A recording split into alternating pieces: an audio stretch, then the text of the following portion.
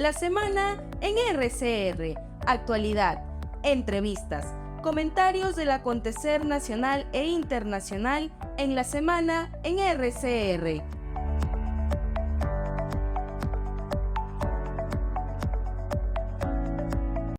Saludamos de esta hora al doctor Herbert Cuba García, médico, analista en políticas de salud y también analista en temas políticos. Qué gusto saludar al doctor Herbert Cuba, muy amable como siempre. Buen día. Y un saludo a través tuyo a todo el país. Tenemos varios temas. Comencemos quizá por el más controversial, ¿no? La designación de Rosa Gutiérrez al frente de salud, ¿no? El gobierno parece ser que se abrió un nuevo frente y ayer también se ha designado un nuevo viceministro de salud. Se ha reemplazado a la doctora Karin Pardo, ¿no? Me gustaría comentar esto, por favor.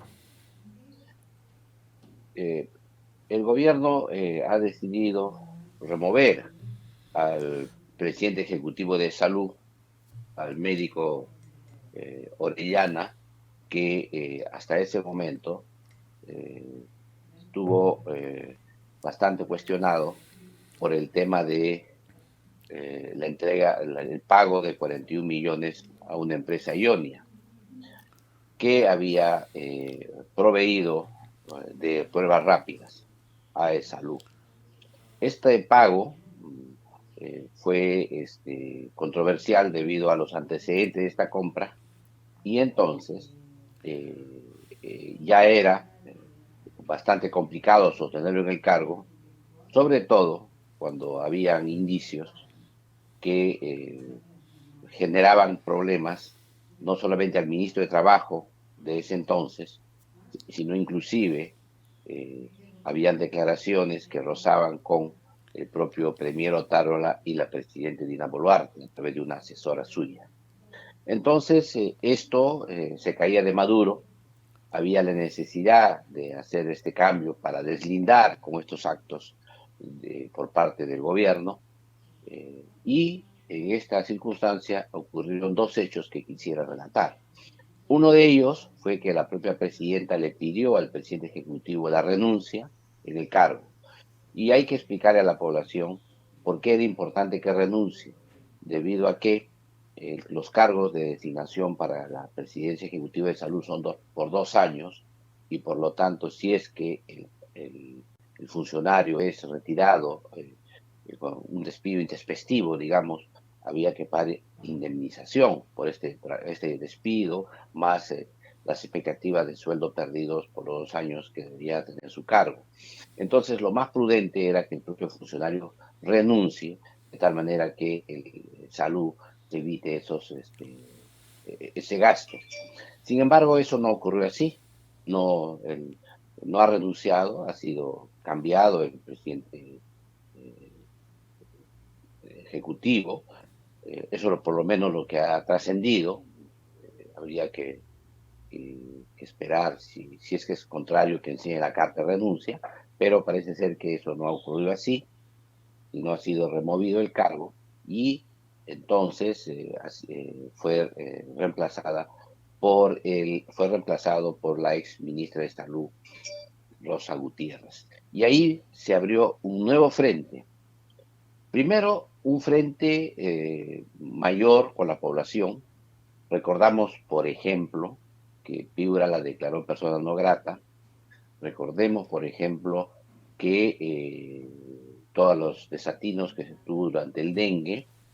Por otro lado, también una serie de declaraciones que hizo, inclusive en el propio Congreso de la República, que no mereció réplica, porque ella anunció su propia renuncia en el Pleno del Congreso de la República.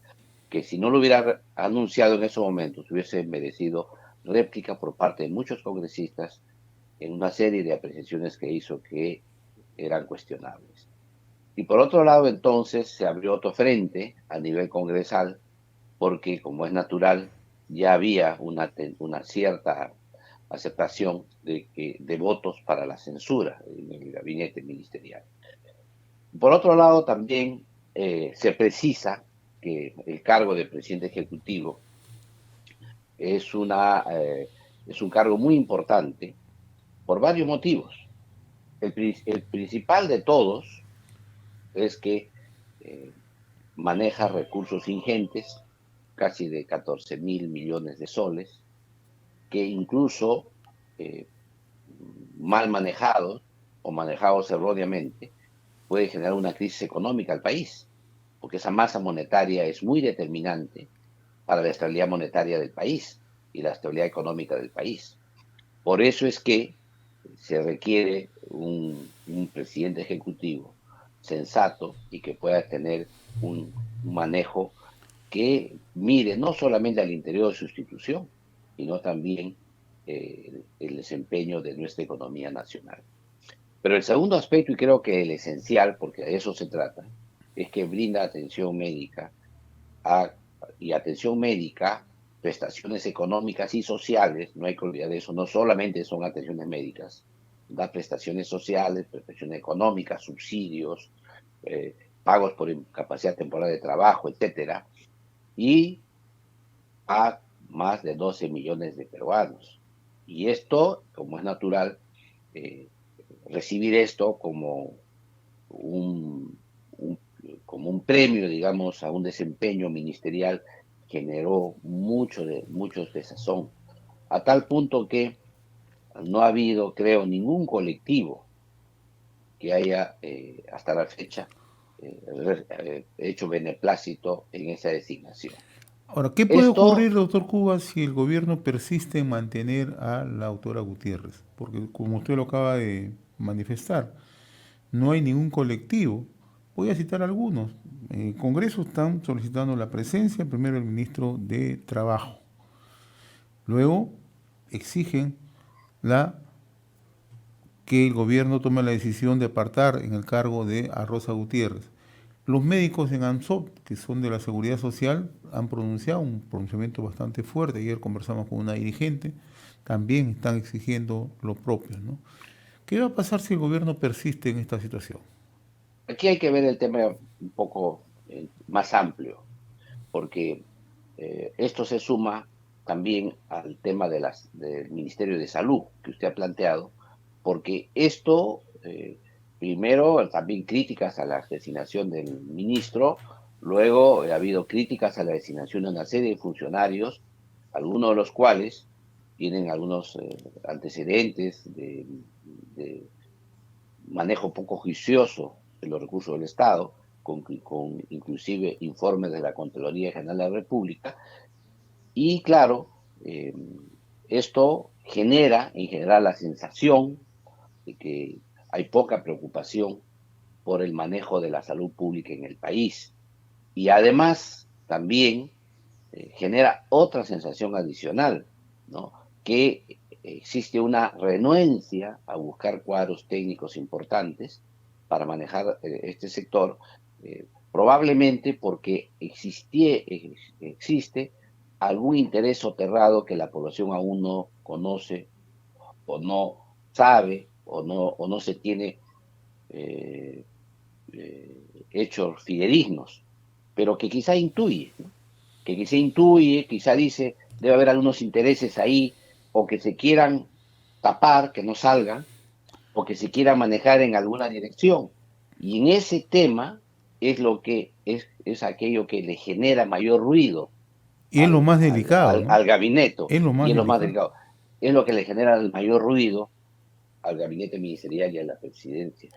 En otras palabras, si el cambio de la ministra de Salud iba a ser en su momento para aliviar la mochila pesada que llevaba el gabinete Otárola, se cambió por un nuevo ministro y esa mochila no fue aliviada, al contrario, quizá fue aumentada en su peso, pero esta nueva designación agrava mayor el peso que tiene esta mochila que lleva el Premier y en este caso la Presidenta de la República. Esto tiene una clara visión de generar un mayor espacio para aquellos que solicitan que ya debe haber un recambio ministerial, que ya es necesario que el gabinete se renueve y claro, el momento quizá no sea oportuno hoy ni mañana, porque estamos frente a un por una posible confrontación mayor los días venideros. Sin embargo, en aras de la estabilidad democrática del país, se debería aprovechar el tradicional cambio de ministros que a veces ocurre el 28 de julio y poder refrescar el gabinete con la finalidad precisamente de resolver estos temas que intensamente se han realizado en este último periodo. Y lo otro que quería comentar con usted, doctor Cuba, es la designación ayer también a través de una publicación extraordinaria en el Diario Oficial Peruano. Se ha designado a un nuevo viceministro de Salud, ¿no?, que venía ocupando hasta ayer la dirección de epidemiología en Lambayeque, ¿no? Y ya se ha dejado de lado a la viceministra Karin Pardo Ruiz y se ha designado al médico cirujano Eric Peña, ¿no? Esto en plena emergencia. O sea, ¿cómo entender estos cambios? Bueno, es natural que un nuevo ministro que entra, que proviene de Chiclayo, que proviene de la Universidad de Chiclayo, de Pedro la Ruiz Gallo, Universidad ¿no? Nacional Ruiz Gallo de Chiclayo, es natural que él apele a las personas más cercanas que tiene a su lado para poder ocupar estos cargos. Siempre ocurre así. Sin embargo, y aquí hay que hacer la observación, es si es que el profesional reúne o no los requisitos para el cargo. Pero al haber estado en la región Lambayeque, un cargo importante en esta área, yo creo que conoce lo que ha ocurrido con el dengue en el norte. Esto no sería, digamos, un impedimento para un cargo importante. Yo creo que al contrario, es un refuerzo en esa área. Y además hay que señalar que el ministro de Salud todavía tiene pendiente el cambio del otro viceministro, porque son dos viceministros que tiene ahí, y otros funcionarios de mayor, y otros funcionarios de importancia en el sector. Sin embargo, uno de los temas que hay que señalar también, que el mal manejo del dengue se llevó a cabo en la época de la exministra Rosa Gutiérrez, con la presencia de la viceministra de Salud en ese momento, la que ha sido removida el día de ayer. En consecuencia, no sé, todavía habría que esperar unos días para ver los cambios que se puedan ocurrir en ese despacho viceministerial, si es que este cambio va a abonar a favor de la salud pública del país o no. Pero creo que en este tema, habida cuenta de que se trata de un especialista en epidemiología y que viene ocupando un cargo en una región importante del país, yo creo que había que darle un tiempo para saber su desempeño en esa gestión.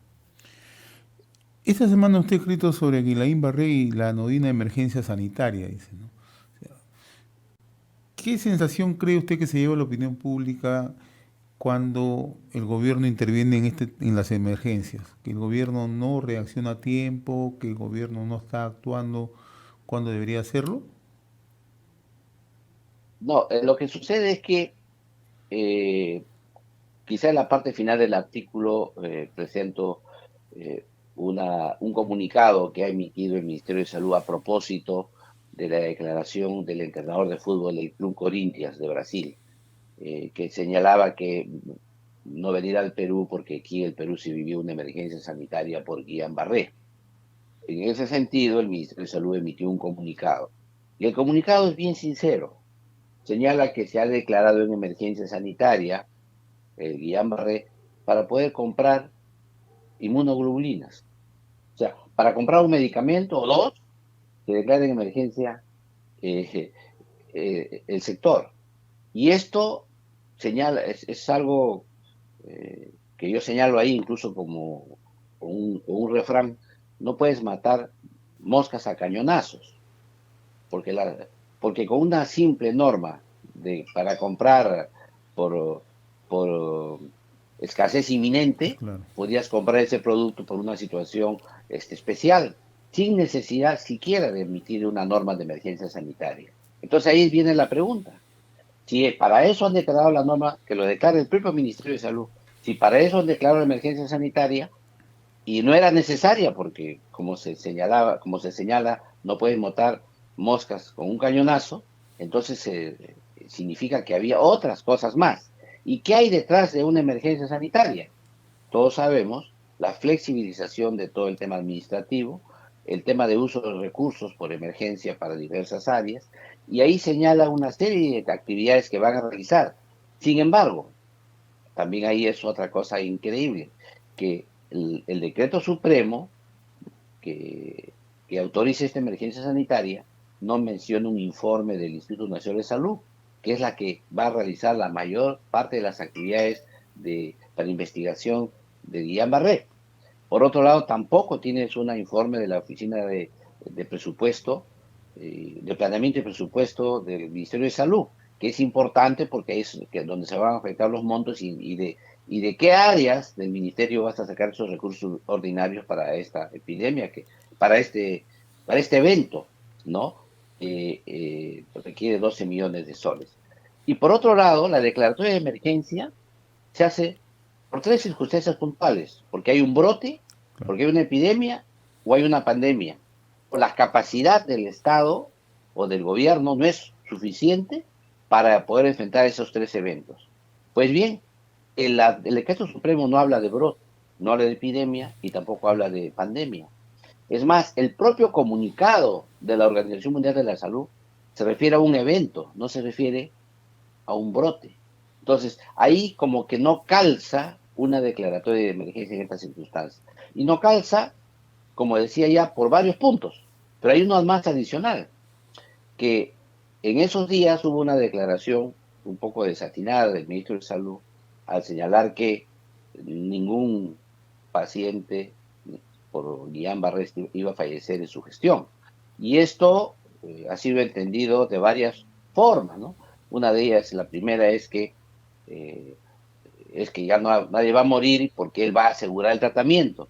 Y esto, como todos sabemos, es muy difícil saber porque a pesar del tratamiento pueden fallecer los pacientes, porque no se sabe a ciencia cierta, pues, el desarrollo de esta es una enfermedad inmunológica.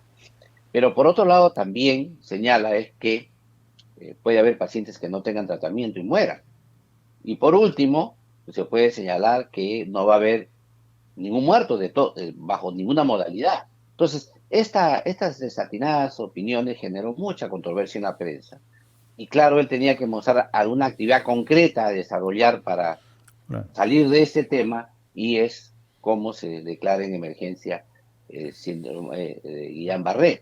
Sin embargo, esto que aparentemente es un tema interno, es un tema político que pretende saldar con un decreto supremo de declaratoria de emergencia, genera problemas internacionales, porque esto corre en el mundo entero y esto genera que, por ejemplo, un entrenador de fútbol pueda poner como una excusa un partido en Lima por ese tema de Guillain-Barré, porque precisamente eso genera, el caso del entrenador es, digamos, la punta del iceberg, pero puede haber empresas de turismo, puede haber turistas que quieran venir al Perú y ya no vengan, etcétera, porque naturalmente nadie quiere ir a un lugar donde hay una declaratoria de emergencia por un síndrome totalmente complicado. Buen apunte, en realidad, ¿no? Se utiliza para muchos fines, ¿no? En este caso para el fútbol, pero tranquilamente puede ser una argumentación para frenar la llegada de turistas a nuestro país. Y eso es grave, es muy grave. Por eso es que siempre cuando se declara en emergencia hay que tomar en cuenta todas las implicancias que tiene, no solamente las sanitarias, tiene que verse las implicancias en la economía, en el desarrollo de diversas otras áreas, porque como siempre se ha dicho y no hay que perder de vista, que toda epidemia es un hecho político, ¿no? Y si es un hecho político hay que verle todas las aristas antes de tomar una decisión. Y no puedes jugar con una declaratoria de emergencia fácilmente, no solamente porque puedes traer un manejo poco limpio de los recursos públicos y que se aprovechen algunos tramposos, sino también porque eso genera hacia el exterior o hacia el propio país una serie de mala conducta, digamos, de mal lugar para visitar en el Así Perú. es. Pero hay algo más adicional aquí que quisiera Sí, poner, muy ¿no? puntual, doctor, por favor. La aclaratoria que hace el Ministerio de Salud es una aclaratoria que, bueno, lo leerán los peruanos, ¿no? Pero esa aclaratoria no lo va a leer la comunidad internacional. La comunidad internacional que se va a quedar con las declaraciones del entrenador, porque como es natural, el Corinthians tiene fans en todo el mundo, y el fútbol mueve multitudes, son millones de seguidores, y por lo tanto el comunicado del Ministerio de Salud no va a tener el impacto para revertir esta situación. Por eso es que creo que es una anodina declaratoria de emergencia, y esperamos que esto sea una lección, un aprendizaje, para que en el futuro se medite mejor estas declaratorias de emergencia y se cumpla la norma. Se cumple exactamente lo que dice la norma, en qué condiciones se declara emergencia, y no estiren estas definiciones para poder incluir una medida sanitaria que tiene tanto impacto. Muy bien, doctor Herbert Cuba, como siempre muy agradecido por su participación cada semana a través de RCR, Red de Comunicación Regional. Ha sido un gusto conversar con usted como siempre, muy amable, buen día. Un abrazo una vez más. Gracias. Hemos presentado La Semana en RCR.